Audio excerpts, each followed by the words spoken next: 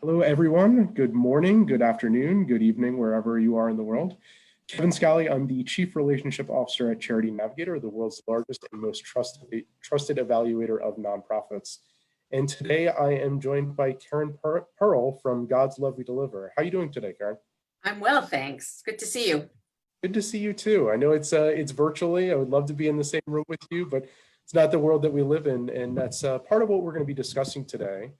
Is just the work that God's Love We Deliver is doing and how you've been able to circumvent the past couple of months. And this is especially important in that, we're coming up to a day that many may know about Nelson Mandela International Day, which is a part of the UN calendar. And it's wrapped in and around his 67-year history of service to humanity that he's known for. And so there's a hashtag that's going around of hashtag 67 minutes on social media. And that corresponds with 67 minutes of volunteering on that day. So if you're looking for volunteer opportunities, it's a good hashtag to plug into. And I guess that, Karen, I would love to learn a little bit more about yourself and the organization and the volunteer work that you're doing. Sure. So I'll start explaining who God's Love is and perhaps how I got connected. So God's Love has been around, not 67, obviously more than minutes, but 67 years, but 35 years. We got started in the height of the AIDS pandemic. So here we are, pandemic to pandemic, and I'm sure we'll talk about that. But we got started very much as a community-based voluntary operation where really neighbors who didn't really know their neighbors, but people started to take care of other people. People were dying of AIDS, they were home, they were alone, they were isolated. People were very frightened about going to their homes, but everybody understood that without nourishment, without food, people would not live even as long or as short as they were living then. And so some people pulled together meals, other people had them delivered to different people's homes. And from there started really who we are today, where we cook in our own commercial kitchen, we cook and then home deliver nutritionally tailored meals for people who are so sick that they can't take care of themselves or their families. People who are living with 200 different diagnoses across the spectrum. We serve everybody with an illness and in the New York metro area. And we are really dedicated to getting them the right food, the food that is going to help them either heal or sustain themselves for as long as possible. So fantastic. I grew up in New York in the metro area. Unfortunately, during the height of the AIDS pandemic, I knew about HIV because some of my friends, unfortunately, were very sick and eventually passed away. And God's Love was there for them then. So I've always had a soft spot in my heart for God's Love. And my whole career has been in the not-for-profit world. And about almost 14 years ago, I joined God's Love as the CEO. And it's been a remarkable journey. No 2 days have ever been the same. I think that that's one of the things that many people in the nonprofit sector can say, in that we are pulled in a lot of different directions, but it's part of what makes life so exciting and what draws people to the nonprofit sector. So I can certainly echo that. I guess to reflect on the mission of the organization and the parallels that you've seen in the AIDS epidemic and the current world of the pandemic. One of the things that we've heard from nonprofits that we're connecting with as Charity Navigator, we're out there connecting with nonprofits and surveying them and having one-to-one conversations, is that many organizations are seeing that there's an uptick in the amount of service demand that they're having. So more people need them than more than ever. And at the same time, it's a weird confluence in that many organizations are seeing less funding as well. So I guess to turn that into a bit of a question, I'd just love to hear as to the communities that you're serving, and if you as well are seeing that increased demand at this time. So we are without question seeing an enormous increase in demand. I mean, I think from the end of February, in March and April, we got over 3,000 requests. And just to give you a sense of that, we serve about 5,000 people, or we were serving about 5,000 people a day.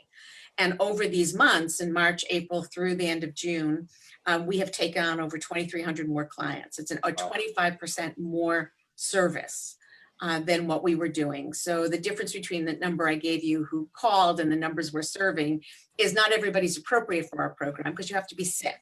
Obviously, when the city just shut down, New York City just shut down basically overnight, there were a lot of people who were displaced from how they were getting food, and there was a great panic. And a lot of people reached out to anybody who they knew was in the food world. But God's Love does medically tailored meals for people who are sick. And so we had to take on the people who were appropriate for us and then do a warm handoff for the people who needed other food services and make sure that they got connected. So we did both of those sides of the equation. So we've grown over 25%. One of the things that I think is a little bit different, and I think this is true of our colleagues throughout the country who are doing medically tailored meals, is that our community, both foundations, corporations, as well as individuals, have been remarkably generous during this time. They understand that without food, people cannot sustain themselves. It is a fundamental building block of life. And so we have not had some of the same financial problems that many of my colleagues in other areas of the not-for-profit world have been suffering with. We have been open the entire time. We have been working harder than ever. And people really appreciate that and want to support that and want to make sure that we're not turning anyone away because we can't feed them, because we don't have money to do that. And we purchase our food because it's all tailored for the person who's getting the meals based on their illness and their circumstances and medications. So we continue to purchase, and obviously that needs resources. And we are quite grateful to our supporters who have really stepped up during this time. That's fantastic. Happy to hear that. So I guess a big question with probably a big answer is, how have you scaled up so quickly? So everything has changed, with one very important exception, and that is the thing we are most proud of, which is the love that goes into all of the services that we provide to our clients. But everything else has changed. So we have streamlined our menu. We now we had to change how many volunteers we use in our kitchen, in our meal packaging, on our deliveries. We have no contact deliveries. Everybody's screened. Lots more sanitation, wiping down doorknobs all the time, wiping down elevator buttons, all of that, greeting everybody with hand sanitizer and masks. Like, just every one of our protocols has changed. We've also then had half of our staff, those who are not really in the production side of our world, most of whom are now working from home or on a combo home office schedule, depending upon responsibilities. So we had to learn how to set people home for working at home. We hadn't done that because everybody always came into work. We really, on occasion, somebody would take a day at home, but we had to figure out technology, furniture for people at home, how, we had to move our call center from our phones onto people's computers. All of that took a certain amount of ingenuity and innovation. So we have really changed virtually everything that we do and how we get it done. The core of what we do hasn't changed. Medically tailored meals, a combination of staff and volunteers, obviously fueled through a great supportive community of donors. The actual operation is different. We're socially distanced. Everybody's wearing masks. Of course, in our kitchen, everybody was always wearing gloves anyway, and head coverings and aprons and whatever. But we've really changed tremendously. And as the world has understood more and more about COVID, and as science has evolved, our protocols are constantly being updated as well, so that we make sure that we are doing the very, very best of science to keep everybody in the building safe and our clients safe at home. I think one of the interesting things about the pandemic is just that, Charity Navigator is not a stranger to crisis or disaster. In fact, many people rely on Charity Navigator, especially during, hurricanes and wildfires, and come to us to find organizations that they can support. So, it's definitely a world that we have been very involved with and very vocal and serving as a resource. But the pandemic is different in that it's affecting everyone globally. So, you have it where a hurricane hits a certain area, and certainly it's making national and international news, but the effect of it maybe isn't felt on somebody that's on a different coast or something along that line. And just personally, as the pandemic hit our shores, is that I just got this feeling of panic. I was driving around and I see other drivers that were panicked, and you go to the supermarket and everyone is, just has kind of this this air of panic on them. And I have to imagine that, for volunteering, it became very difficult. And Charity Navigator partners with a group called Golden Volunteer. And they had advised us that they, obviously were seeing an impact in volunteering and seeing a shift to even virtual volunteering. And knowing that God's Love We Deliver relies so much on volunteering, how have you been able to navigate some of the challenges there? Yeah, we worried about that as well. At the very beginning, in the first couple, New York City shut down, I think it was March 13th. And within days, we lost 1,000 corporate groups. I mean, everybody just said, we're not doing it anymore. So God's Love has regular individual volunteers as well as corporate groups or school groups. All of the groups backed out. And that's a huge hole in our program. And this was before everybody knew about you have to be socially distanced. And we were like, how are we going to get like so many volunteers? Anyway, it turns out, though, that as part of the reasons that all those groups backed out was because people started to work from home. They didn't go to their offices anymore. Yeah. And many of our longtime volunteers, our individual volunteers, also backed out because they were worried about their own health. I mean, fear then, and to some degree even now, it was a very big factor for people. And many people said, I just can't, I'm staying home. I'm not coming out. But we also had a lot of people who were home and going a little stir crazy. And they called to see if we were still accepting volunteers. So without much time passing, we started to get a whole new group of volunteers who wanted to come and did come, who we trained and obviously are very, very grateful for their service. But because of social distancing, we also are using fewer volunteers. We had to streamline our menu to make it a little faster and easier for production, less complicated, so that we could get it all done with fewer volunteers. And we had fewer volunteers, social distancing at the same time that we had this explosion of clients. And we're just really, really grateful that we were able to recruit new volunteers. Now that we're in July, we have some of our longtime volunteers starting to come back. They're feeling a little bit more confident as the numbers in New York City of infections, hospitalizations, death has gone way down, happily. And so we are able to accommodate because we are now ramping back up the more complicated program and adding back some volunteer shifts and more opportunities so we can welcome more people back. But that's been an interesting balancing act between what we can do on the program side to stay safe and healthy, but meet increasing demand, and then continuing to rely on this community of many new volunteers, and now coupled with many of our continuing. Groups are still not back. Yeah. No, absolutely. And I've actually connected with some major corporations who've already made the decision to say, we're not even considering coming back into the office until January. That's correct. We're hearing a lot of that. Yeah. A lot of that. So I think the whole service piece will change. And once the corporate groups come back, I'm hoping that they will start to re-engage. But I think that's going to take a little longer even than them first trying to figure out how to get back in the office before they're sending people out. And I think that, maybe even re-engage at a higher rate as well. In that, I think one of the things that you're seeing and what I've heard from others, and even just kind of personally have seen in some of the work that my wife and I do with animals, is that part of the silver lining of the pandemic, as well as the racial inequities, is that it's inspiring people to try to make the world a better place. And it's something that obviously we need right now, but I imagine that these issues coming to light will carry over for years to come as well. And it will show people that, that they do need to step up and they need to financially support organizations as well as donate their time and talents as well.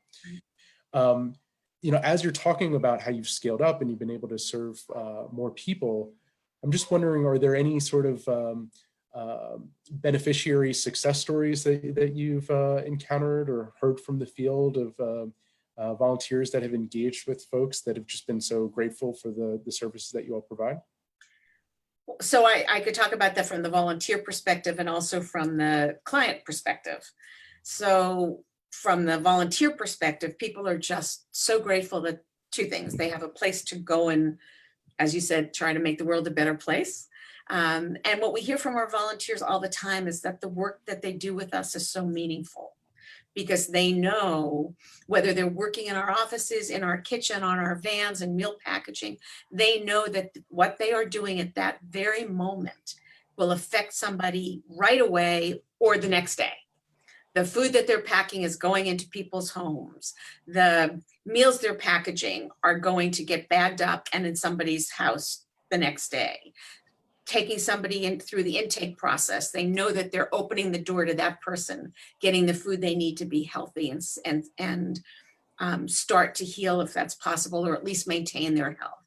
So there is something very tangible and important about the work, and they tell us that all the time. I mean, you hear this certainly at God's Love. I'm sure you hear this as you talk to volunteers across sectors. Volunteers feel that they get more than they give, which is just a remarkable thing.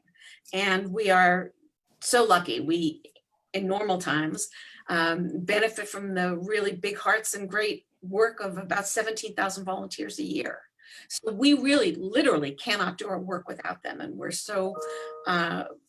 so glad that they feel the impact every single day. And that's very important to us. We don't ever waste volunteer time. When you come in, we put you to work, and it's all meaningful work. On the client side, we hear the same thing. Our clients, you talk about fear. They started in the most vulnerable place. They're already really sick. So COVID was recognized as potentially being life-threatening, putting them over that edge. They were really scared, and so many of their supports disappeared. Family couldn't come see them. Neighbors couldn't drop in. Home health aides stopped showing up. They were isolated, alone, for different reasons than when we were way back 35 years ago serving people with HIV, but very similar experiences and feelings. And so knowing that there was this organization and all the people in it who cared about them, who paid a lot of attention to their health and safety in terms of how we changed deliveries, but still had the same delicious and nutritious food, really was important and meaningful in a way that I think was just ratcheted up from how meaningful it normally is. And God's Love prides ourselves on doing a number of special things for our clients throughout the year. But one of them that we do is on every client's birthday or on their children's birthday, we send a birthday cake to the house that is actually, with icing with the name. So yours would say happy birthday, Keith.